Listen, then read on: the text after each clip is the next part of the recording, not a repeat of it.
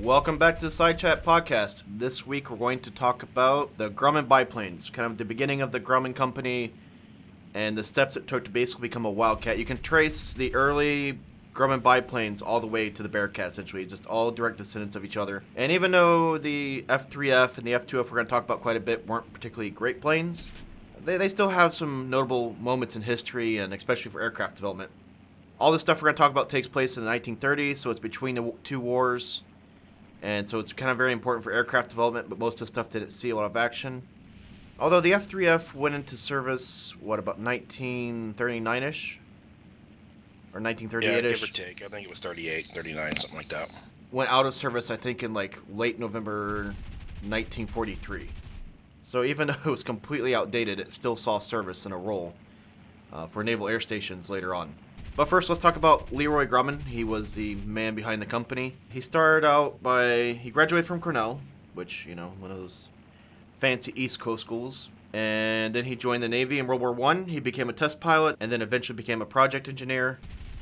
During his time there, he met, I'm going to mess up the pronunciation, probably, but Grover Loaning.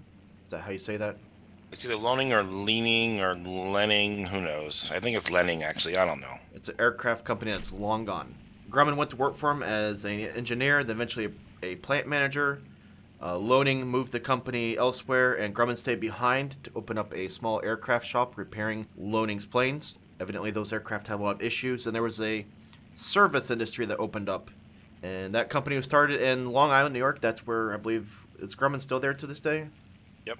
Yeah, they still have a plant there. When he actually started manufacturing stuff, he won numerous contracts for the Navy. And then he became eventually the biggest employer on Long Island. Let's talk a little about Grumman as a human being. He was a very low-key individual. All he cared about was really aircraft design and engineering. He wasn't a savvy business person as some of the other people were.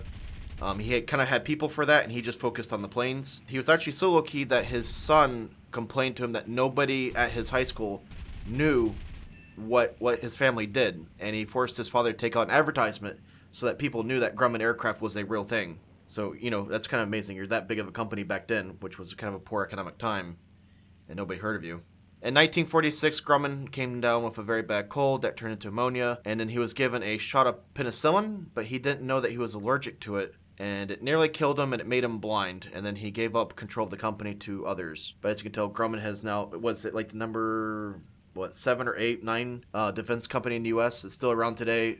Oh, probably higher than that. It's probably in the top three. It's Boeing, Lockheed, and Grumman are certainly the top three. Yeah. Company makes billions of dollars every year, so this one port garage became this juggernaut of a company that we have today. Yeah. At one time, I think during World War II, I'm almost certain it was the biggest private employer in New York State. The stat I read was he had 19 employees in 1929, and then Yeah, to start out with, yep. But now the company has somewhere around 20,000 employees. Just to give you kind of a scope of growth there between that time. The first aircraft that Grumman created for the Navy, he was the FF-1. There was only 27 built, and it was a 2-seat naval fighter. Now, I take it was a 2-seat because the British kind of had this thought too, I think, where they wanted 2 people in an aircraft that flies over the ocean. That's correct, yeah. Yeah, exactly. Well, the problem is that they had numerous technological issues back then. First of all, radios were huge and required someone to operate them because you just couldn't fit a radio into a single seat airplane. They were just too damn big. So the guy in back, the second seater, was basically just a radio operator for the most part, and a second set of eyes. Back then, fighters were not like fighters like we think of fighters. Back then, they were designed to just go up and shoot down blimps and stuff like that, and they weren't really fighters against other airplanes for the most part. This was 1933 that we're talking about, a 2-seat fighter. So keep that in mind. This was very early for U.S. Navy stuff. This FF-1, though, was the first time they actually had to open up a factory, and they rented out the Farmingdale factory, which is kind of a famous place where a lot of aircraft were built. Then came along the FF-2, and you're like, what's the difference between the FF-2 and the FF-1? Literally nothing. 25 FF-1s became FF-2s, and then would they build 2 more, I think, or something? All they did was put a second set of controls in the back, so it became a trainer. Yep, basically, yeah. They did some other things. They changed the exhaust and they took off the tail hook. They were designed to be fighter trainers. By the way, the Grumman FF-1 was the very first Navy airplane to have retractable gear, the very first Navy airplane to have a canopy fully enclosing the cockpit, and the very first Navy airplane to have all metal construction in the fuselage. The wing was still fabric covered, but the fuselage itself is all monocoque aluminum. So let's call it like maybe what 30 aircraft built between the FF1 and the FF2 altogether, right? I don't know how many. It's not. It's pretty darn close to that. Yeah. But the Canadians loved this thing, and they built 52 under contract called the Goblin. That was the Canadian Car and Foundry Company. They built 52, and then there's, and I can't quite find the records, but there was a G23. I can't tell if Grumman made that. Yes. Or Well, if, the G-23 is the civilian version of the FF1. The FF1 is a Navy designation. So the G-23 would be an export one. We still do that to this day. Um, for example, the UH-60 Blackhawk is the UH-60 here, but when Sikorsky sells it to, say, they sell it to Mexico or Turkey or something like that, they're all delivered as S-70s, which is Sikorsky's designation of the Blackhawk. Grumman did the exact same thing, where the FF1 was a Navy airplane, but the G models were their export airplanes. well, one of those was sent to Japan for evaluation, which is kind of funny, because, you know, it'd be what, 10 years later, they're trying to kill each other. And then 34 were exported to Spain. So other countries liked the FF1 kind of better than the U.S. Navy. Of course, remember, back then the U.S. military had literally no funding. An order of 25 aircraft was huge for the 30s. I remember it was during the Great Depression, so I mean any kind of work at all was fantastic. From there, though, we're going to talk about the F2F-1. 55 were built. This is 1935 now. This aircraft has some interesting stuff on it. A few stats are it was actually stressed to pull 9 Gs, and the little article I was reading about this testing was it basically said 9G testing wouldn't happen again until planes like the F-15, F-18, F-16, you know, your more modern fighter jets. Grumman put these planes underneath a lot of stress, and they actually lost a couple in high-speed dives. You want to talk about that real quick? Well, yeah, I mean we didn't know what we were doing back then. That we had no idea that diving an airplane would actually overstress the airplane at all. So they did a lot of. Remember, this is the time during dive bombing and stuff like that. So there was a lot of experimenting going on with 90-degree dives and all that crap like that. And we had problems with the airplane. That's simple. They just crashed due to overstress. You mentioned to me, though, that the two F2Fs crashing was used in a film of some sort? Yeah, there was a film put out in, I think it was 1940, maybe 1939, called Dive Bomber, and it was kind of it's a Hollywood film. It's got Errol Flynn and a bunch of other real famous people in it, and it's got it's basically the dramatization of how the Navy developed dive bombing, and there's several scenes where they used F2Fs and F3Fs. Actually, it was XF3F. I messed up here. It was the XF3F that crashed in the two high-speed dives that was used in that film. Yeah, the F2Fs crashed as well, but yeah, they were used. They used the F3Fs as a stand-in for dive bombers to kind of show how they were developing dive bombing at the time. As far as I know, it's the only real film where it really shows the F3F kind of up close and stuff. It's a pretty interesting film, actually. If you can find it, watch it. The F2F was the first aircraft used on the USS Lexington, which Lady Lex was a huge deal during that time. And, of course, she didn't have a very long service in World War II, but that was kind of our flagship carrier at the time. The F2F had a longer fuselage and wings over the FF1s and 2s. Any other things we mentioned about the FF2 before we go into the F3F? These are very similar aircraft between the two of them. Yeah, the F2F had a different engine, had a different cowling. It was more aerodynamic. If a chubby little biplane fighter could be considered aerodynamic over the FF1, it was also a single seat. And as we mentioned, the XF3F-1 was used in, it crashed in two high-speed tests. It was used for that film. Then we come to the F3F-1, 35 ordered. And then you have the F3F-2, 81 ordered, which is about 1937, 38 we're at now. And then there's the F3F-3, which was the final order, 27 built. And we're going to talk about the differences between them. I just want to get those three variants out of the way. That's it. -1, -2, and -3. And that's pretty much it for the F3F Flying Barrel. The F3F had the shitty engine, the 1535. It wasn't a very good airplane to begin with at all. It was kind of a stopgap. Nothing really to say about it. It was kind of just crappy. 130, 150 caliber machine gun. That's really it. Boring airplane. You mentioned the Dash 2 could put 30 cals in the wings, right? Yeah, yeah. The Dash 2, you could put 230 cals in the wings. It also had a 130, 150 in the fuselage, and the Dash 2 was the change to the 1820 engine, which is what was also in the Dash 3. Um, it was actually quite a big engineering change because the 1820 is a much larger engine than what was in there before, the 1535. So they had to change a cowl, they had to change oil cooler, they had to do all sorts of stuff like that. They ended up actually changing the canopy as well, I think. It could also carry two 100-pound bombs. They had a problem with these early airplanes with carbon monoxide poisoning. Exhaust was leaking into the fuselage, and they're not really sure where it was coming from, but it ended up being the exhaust on the F2F and on the F3F was vented straight down out of the bottom of the cowl.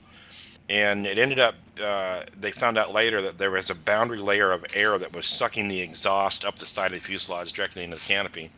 What they did is they did something really simple. Instead of sealing the canopy off or changing the exhaust, they basically cut a hole in the back of the airplane to suck the air out of the fuselage as it was flying along, and that solved the problem. They had several people that would actually had passed out, and one guy died from carbon monoxide poisoning while ferrying the airplanes across country.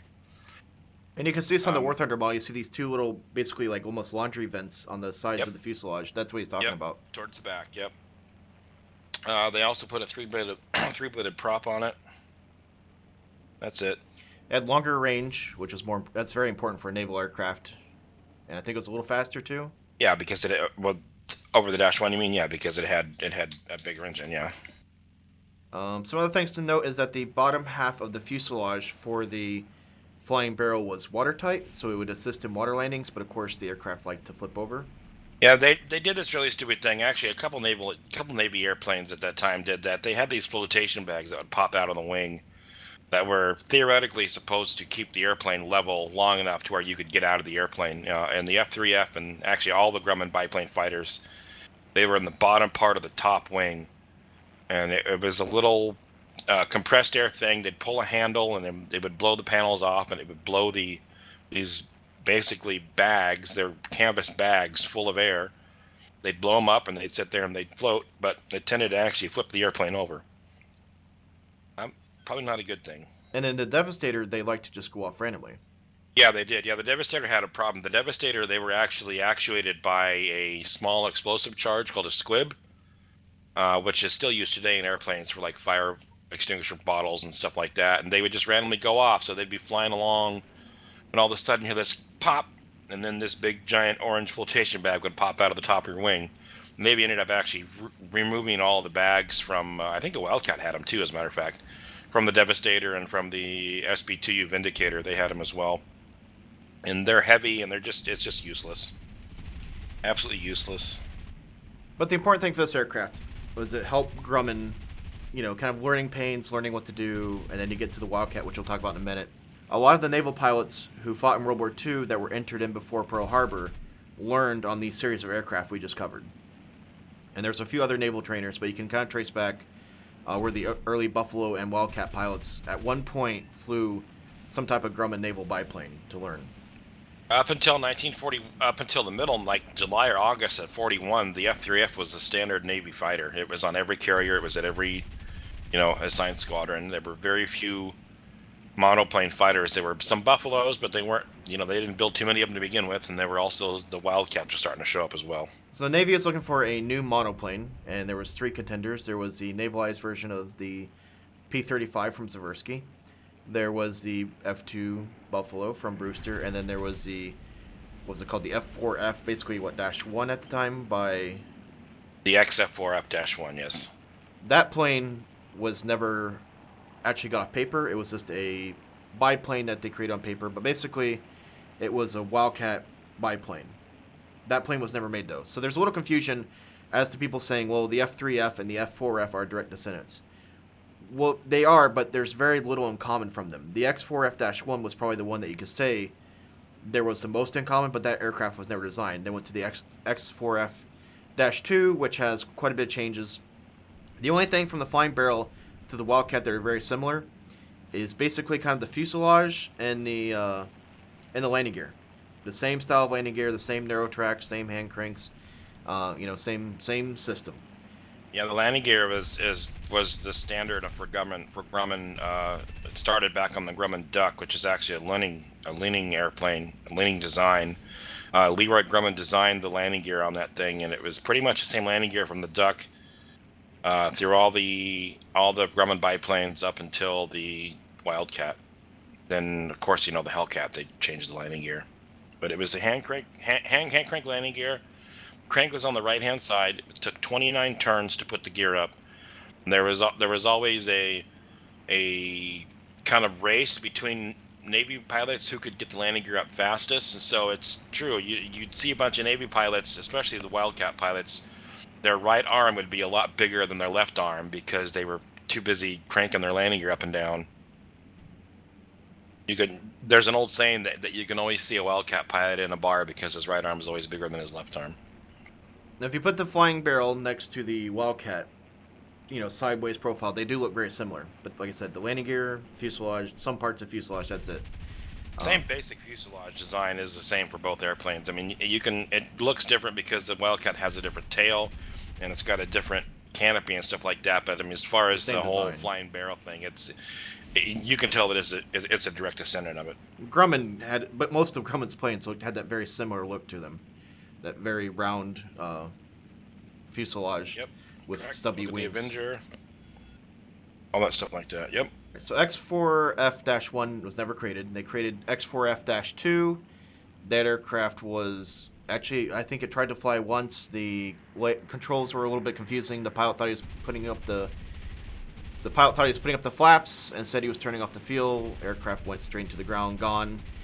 And then, as you know, there was a Dash 3. I think there was almost, 8 prototypes?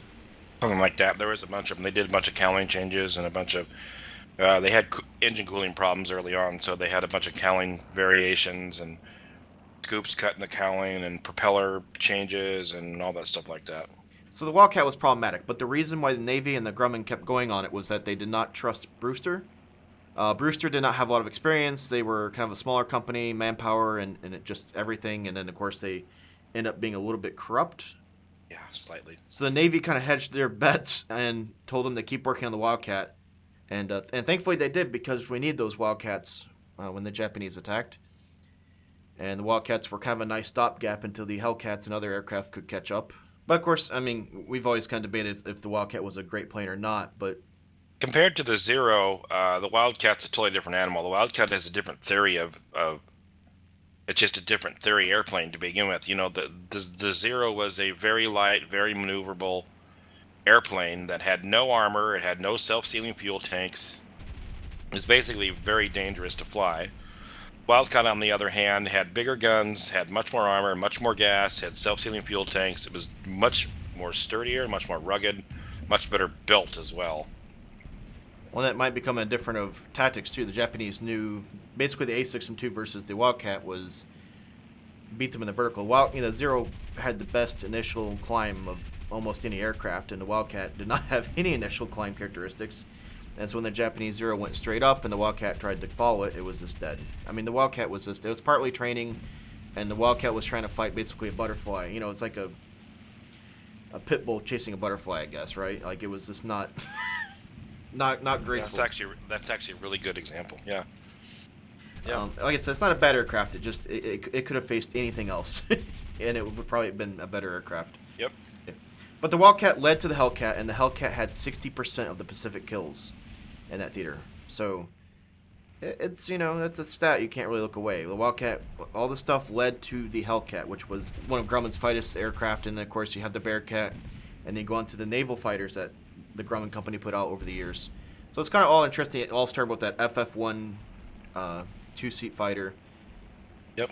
Grumman's first biplane, Grumman's first fighter, but it's actually its first product for the Navy was not an airplane at all. Its first product for the Navy was actually floats for other airplanes, because Grumman had kind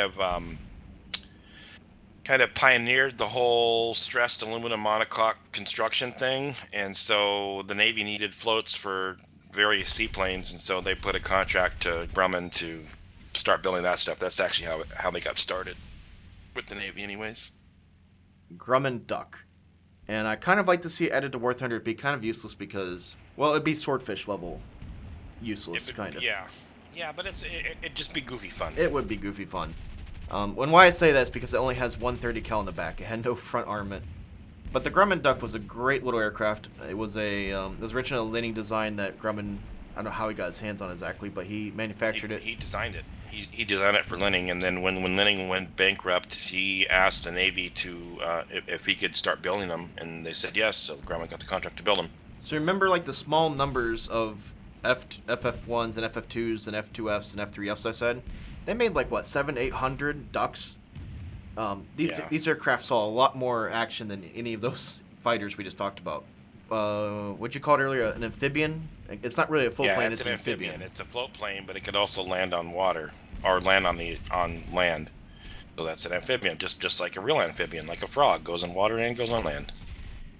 And it is basically the same role as a Kingfisher, right? Recon / bunch of other things. Yeah, utility. It was a scout kind of airplane. It had a really funky looking design on it. The float was faired into the fuselage, so it created quite a large fuselage, and you could actually get several guys in. You can probably fit about a dozen people inside the airplane.